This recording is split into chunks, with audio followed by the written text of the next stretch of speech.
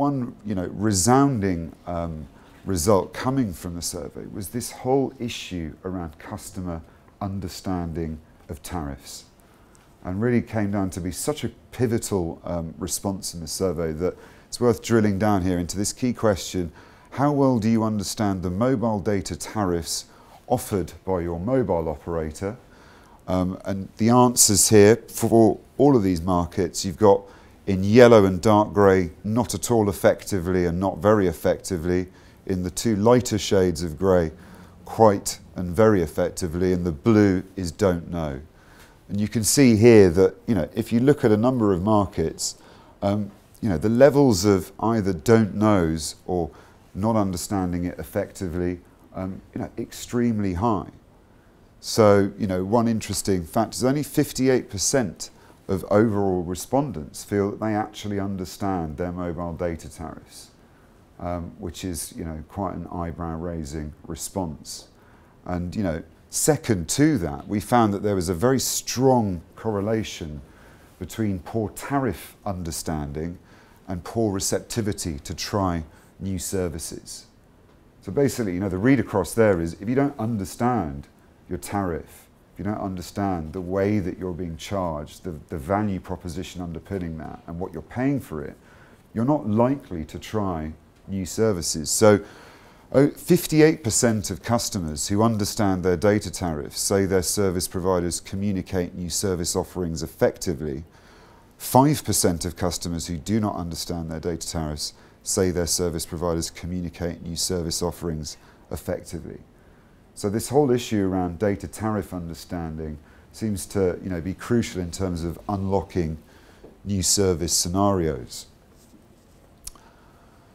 Again, looking at this whole issue through a number of different sort of survey responses, this whole issue around how better interactions with the customer can drive service take-up. And here we've got the proportion of potential service users according to these different categories of services: mobile web browsing, instant messaging, VoIP, music, app stores, video, mobile payments, who state that better understanding of service benefits and installation will make them try such services sooner.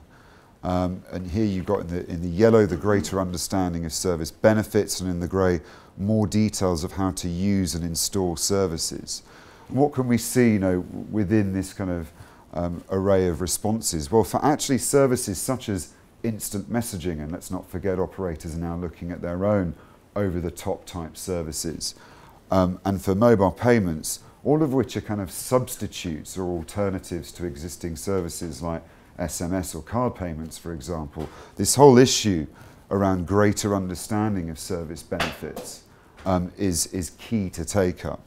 You can see that that's more pronounced in the mobile payment categories there, and for instant messaging relative to some of these other service categories. I think we ask those kind of questions around communications, around more tariff options, around receptivity to new services. And, we ask the same question, I guess, in a number of different ways. But the resounding result, whichever way you look at it, was this lack of interaction, this lack of trust, you could call it, whereby new service propositions aren't communicated in a way that customers understand. And when it comes to their bill and their tariff options, they don't really understand the value proposition underpinning that.